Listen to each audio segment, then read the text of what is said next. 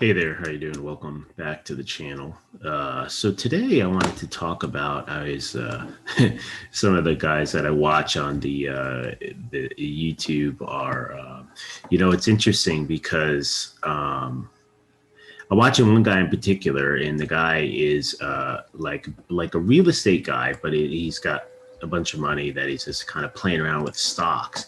And it was really interesting because very recently, like I think one of his videos from yesterday, he's like, "Oh, I sold stocks, blah blah blah, because I lost like a couple $1 million or whatever, or $1 million." And it's like I'm looking at that and saying, "Wow."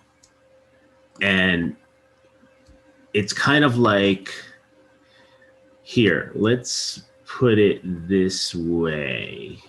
So what I'm going to do, I'm going to go over to the charts, and we're going to stop share, and we are going to share this guy. All right, so we are over here. Please pay attention. Okay, good. So it's interesting because he was talking about this, how he lost this money, and it's very interesting because, like, basically, here we are, have a chart of the SPY, which is S&P 500 ETF, and this is what's been going on since, like, for the last 4 months, right? You had this little correction back here in October of last year, but I mean, pretty much this thing has been straight up since that low in March, right? Straight up. So in reality, it's like, if you're looking at stocks and you're losing money, it's like not possible. I mean, it's possible, but there's no reason for that. Like I have this personal finance, like a series going on, and I get to the stock part, and that's coming out next week. But one of the key things I talk about is you got to be honest with yourself. Like, you got to just, first of all, you have to observe, you have to record what your cost for entering a trade and what your return is on exiting, to find out if you're actually making money or not. You got to do that. You got to figure that out. So it's really interesting because I'm like watching a guy with like million subscribers plus, and like, the thing is, like people have made money on some of the plays and stuff like that, because it's just like, if you participate in the pump and dump, it's great, but like, it's very interesting. It's like, how could you have lost that kind of money? So whatever it is, so this is something about a big picture. If you're following someone and they're losing money, you just like put a chart up of SPY. Look at that in a big picture. Think about the big picture. You're trying to survive. Like, you're trying to make money over a longer term. If I make a if I make a $10,000 on this day or this week, and then I lose 20,000 the next week, I have not gained a dang thing, right? You haven't gained a dang thing. So it would be better that you made 5,000 here and lost 1,000 on this week, or you made 1,000 this week and you didn't make anything. You didn't make any trades because there wasn't any setups. So this is kind of the thing that I'm seeing out there. And I know that this younger generation, what they're doing is you're just buying stuff and it works a little bit. Like, you get lucky, but your luck always runs out. If you don't have like a proven method to what you're doing, you're in deep trouble. So this really comes back to, like, here's like an oxygen, like this thing, you're playing with fire. No matter what you do, you're playing with fire. Now, I even had some of this and I lost some money on it too, with a very small portion. And I actually have a little bit right now that I'm just playing with. But what I'm doing in here is I've made mistakes, and I'm still living a mistake right now. You got to be honest with it. So when you're playing with this,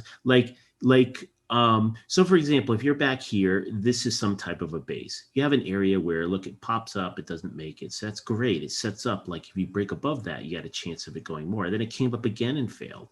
So now you have kind of a buy point. This is this thing of, like, you have these areas of just consolidation. It's a big period where you have a high-low range that's not usually not too large. I mean, if it's very large, if it's a very wide range, then it's a little different situation possibly. But you have a range like this, And, hey, if it pops up, then it's going to go. So the problem is, you can't, this is like, I was watching this particular guy's like in the morning trading, and he's like, oh, it's up today. And it'd be up and it's already made like a 8% move or 9% move. And then he buys it.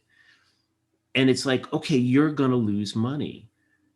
You're going to lose money on that, because it's like, if you took and you statistically look like the maximum up amount in percentage terms, in the maximum amount down in percentage terms, it's a, I mean, most of the moves on the stock, let's take a gap. Let's look at the opening gap. Now, there's very often opening gaps because there's this imbalance from the night before, anything that might have happened. Even if there's no news or anything, there's usually a gap. Hey, are the market makers manipulating something? I don't know. But the point is that if a stock gaps up 7% and you buy it, like, what's the probability it's going to go up more? It's very, very low. You're basically playing a low probability game, right? So that's the kind of thing that definitely I saw this guy doing. Now, more power to him, because he's got millions of dollars to throw around and everything, and obviously he definitely on business, the dude knows more than me, and like, for example, like, hey, more power to him. I mean, real estate and his YouTube channel too. The fact the number of people is going, more power to him. I give him all the credit. I'm just saying, like, when it comes to this stock thing, I'm seeing like lack of discipline, and to be like where you're sitting there. I mean, two things, like, he's playing these guys, like these Occugens of the world, and like there's like 100 other stocks that are all in the middle of pump and dumps where the volatility is so out of the hook. It's just almost, I mean, it's a losing game because it's very difficult to figure that out. And then the other thing is, if you lose like $1 million and you're just sitting there in an S&P, if you were just sitting in an S&P, you wouldn't have lost anything over the last 3 months. I mean, you wouldn't have lost if you're just sitting in S&P from all the way back here. You wouldn't lose anything. If you're sitting in S&P from a year ago, 2 years ago, it doesn't matter. This came all down, and then you still back up, right? So there is a problem there. Like, if you need to, I need to start retiring in 2020. Yeah, you got lucky, right? Normally it takes longer to recover. But so the point is, going back to this, like, if you're looking at the stock market, this is the thing. Whatever you're doing, compare it to what the S&P did. If you're sitting there and the S&P is up 5% and you lost anything, then what you're doing is not working, right? And so you either need to stop. This is not financial advice. Go find someone, go find a professional financial person or something like that. But whatever you're doing, stop doing it. Now, my thoughts on it are, first, admit you're doing something wrong and you're going to have to make adjustments. And I think, let's go to why someone would be losing money right now. And the reason is very simple. The reason is very simple. You just have too much in this crap. If you're playing, like, if you're looking at it and you're saying, like, oh, I'm diversified. I'm trading and I'm messing around with 10 different stocks. Oh, that's diversified. But they're all the hot pump and dump stocks. You're not diversified.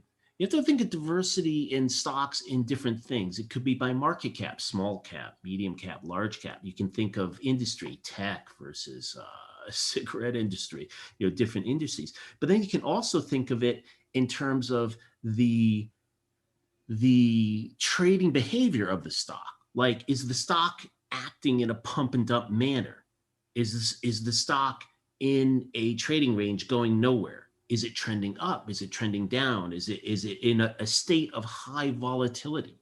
See, these are all different things. If you're playing everything is high volatility, you're playing with fire. If you had a portion of your portfolio that's in high volatility stuff where it's the price is moving large percentages on a daily basis in a given time, and you have another part of your portfolio that's in something more stable like S&P, then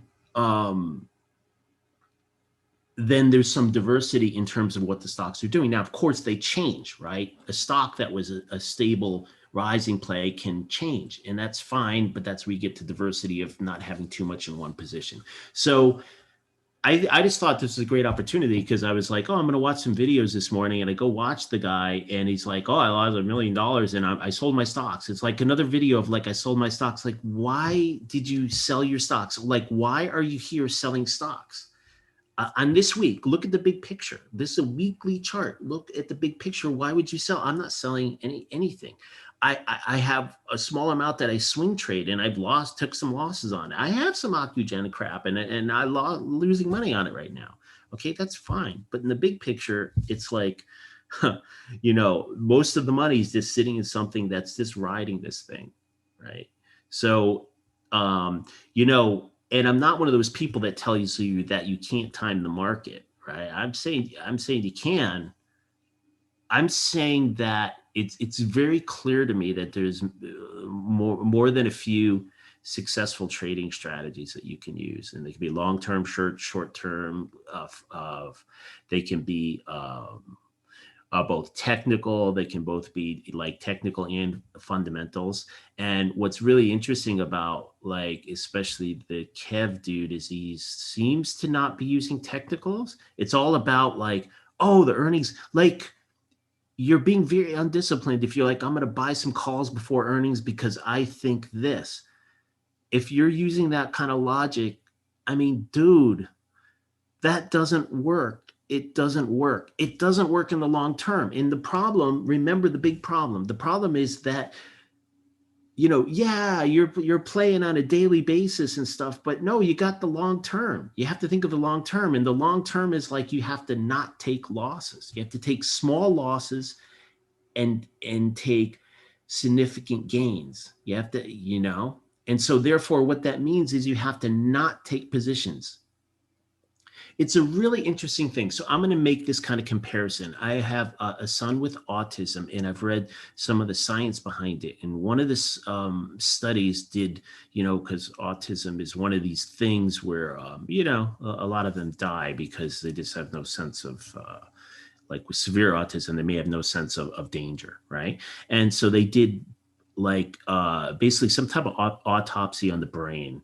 And so they're basically going and I think they were slicing their brains apart to study them to see if they could find anything in these autistic brains. And what's really interesting about it is they found these patches. Now, these patches were in different parts of the brain, but basically what they did is they sectioned like maybe like a 1-inch square portion of the brain, right? So they found these patches all over the place. It wasn't everywhere, but there were distinct patches in places. And they found that they could be in different places so they could affect the person differently. But the patches in the brain were gray matter, and they were excess gray matter. Now, here's the thing. In your brain, let's keep it really simple. You have the gray matter, which is the dendrites, which is the computing part. That's the part that's going to make you decide, like, I want to buy a stock, or I'm adding things up in your head. You're doing the thinking, or, it's the thinking part. And then you have the axons, the white matter, which is the communication. It sends the results of the computation to other parts of the brain, right? So you have parts like coming out of your spine, it's all axons coming out, going down to your legs and everything, and then coming back up to it. And then your brain has got a lot of gray matter. But the key thing to understand about brain development is that it's very important that you have the growth cones and the brain develops and makes more neural connections, grows the brain. But just as important is something called trimming the brain. Basically, excess connections are trimmed. Are pruned. Pruned is the word. They're pruned. So you have a situation where your brain's developing in certain ways, and you have an extension of 10,000 axons going to a different part of the brain. And what happens is there's going to be an excess amount of connections. That's how it works. And then the body will prune those connections to usable. And you can imagine if it's like if you are playing baseball and you were like you're learning to hit, and you're like, okay, but if you're swinging too much and too often, what is the big thing about professional baseball players and stuff is when not to swing Your success is almost more dependent on not swinging instead of swinging. Football, what makes it a successful quarterback? Is that? One of the key parts of it is not just the skill on throwing and passing and all that stuff and scrambling. It's like you see the more experienced quarterbacks can eat up the young people that are really coming up because of experience. They know when not to throw, because that's the thing that loses games, right? You throw, that impulse is like, I can make that. And it's the part that says, no, it's too risky. It's too risky. And that's the part, that's the pruned part, that's the inhibition. You have neurons in your brain that are excitatory, that's making a connection to stimulate you to do something, or part of the brain to do something. You have this to do part. And then you also have the connections that are to say, don't do it, stop, don't do that. And that part of the brain, so going back to autism in the patches, because this pruning didn't work for whatever reason, you have this impulsive nature that they don't stop doing things, and it's very damaging. And this is what the key thing in stock trading is all about. The key thing is when not to take the trade. When are you just throwing money at a wall and hoping it sticks? And that's what definitely I saw this guy doing a lot of. So it's very dangerous. And so you're really not to be doing that. So like, because you want to be around for the long term, because you'll blow out. I mean, this guy has a lot of money. Like he lost $1 million in a month, maybe. You're not going to be around very long. I mean, you're just not going to last very long. So you got to get a strategy going that isn't just like, hey, oh, gee, I heard this on the bulletin board and I'm going for it. And you go for it and you're buying it here. Okay, you bought it here. Great. Oh, you bought it here. Like you bought it after it made most of its move. And see, I'm suffering too. There's my loss right there. Lost $1.29 per share, 520, right? Thing is, you keep doing that multiple times a day, it eats you. And that's the part that gets you, is like, oh, well, I can handle that. It was a small loss, but you keep piling up small loss to the point that they're very big. So I would be very wary. Whatever you do, if you're trading, you got to have a strategy, discipline, rules. And then the hardest part is you have to follow them. And there's a legitimate part of bending the rules or changing the rules that, I talk about this in my stock thing, big pictures, because, the market changes. So the rules during one market condition may have to change to a different when the market condition changes. And that's something different. But that does not involve just randomly buying stocks and selling stocks before earnings, thinking this, because you never know how the market's going to interpret something. Right now, markets are interpreting all news as good news, and that will change. And at some point, all news will be treated as bad news. And there'll be times where, some of the news is treated as good news and some bad. It's just a random mess. That's just a losing proposition. So my suggestion would be, this is not financial advice. My thoughts are, get educated. This is a lack of education on the market. I'm sitting here, I use the stock charts. They got a whole chart school. They got all this information. There's 1 million books to read. There's courses. Bravo has a course. I mean, his course is probably, I don't know what it is. It's probably decent. If you have a course that has some kind of methodology and some kind of strategy and some kind of rules, that's going to be a better place than just randomly hacking at stuff. And we have right now a generation they're going to get creamed. I love the TikTok video of like, look, I look for stocks that are going up to the right, and then I buy them, and then I make money. I buy them and hold them until they start to go down, and then I sell them. And we made so much money. You can do it too. And it's like, really? Are you that? I'm sorry. I don't like to use the word dumb, but are you that freaking dumb? I mean, I guess this is it. Is this what's really going on? Like, do you, like when you're on like these trading apps and stuff, do they not have a long-term chart? Do they not have a chart where you can look back to 2000 and see that it went down 50%? Here it went down 50%. Do they just not provide you that data so that you can look back for yourself and see, well, what happened back in the tech crash? I guess they don't. Why would they? I guess.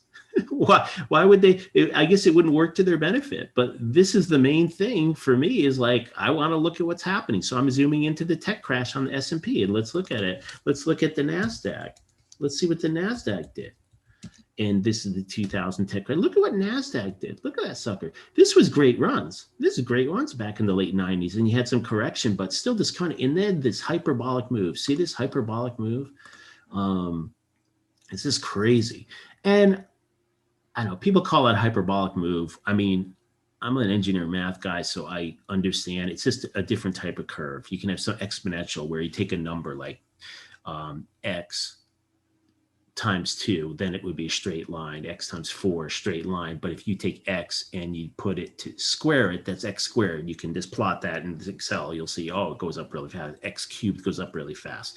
So, these are what we would call exponential type moves. And so, yeah, look, it was just totally crazy. And then it crashed. And then it kind of tried to hold up. It almost kind of put in a base and then broke below. But the key thing is, like in the NASDAQ back in 2000, it was 5,000 and you went to a low of 1,000. And then you started to recover. But look at you down here at 2,000. It's still well over 50% loss. So, if you're sitting out there trading, do you think this can't happen again? It's going to happen right now because we're in this mess right here. We're in a mess. And the Fed won't save you. It's not going to save you. So, okay, look, I think that's it for this one. So all I'm saying is, from my perspective, is like, be careful. I love watching these guys. I do. I love watching them, and I watch them for ideas to go like take a flyer. But man, you don't want to be you don't want to be losing money, because look, it's a sucker bet. It's not like you're not going to win. You got to win in the long term, and to win in the long term, you have to pay attention to the short term, right? You can't just keep losing on bets. You can't make wild bets. And so it's just an amazing thing. I watch this Meet Kevin dude, and I'm like, he's so young and he's very successful, and I give him all the credit in the world for being successful. He's more financially successful than me, and I'm like, great, I'm happy for you. And it's like, he's making money. I think he made his money in real estate, and it's just sad to see him losing it in the stock market, and seems to not like, I mean, I guess it's a good thing that he realized that he's losing money, needs to change something, but like, yeah, it just doesn't work. So I think that's it for this one. I'll let it go there. Bye.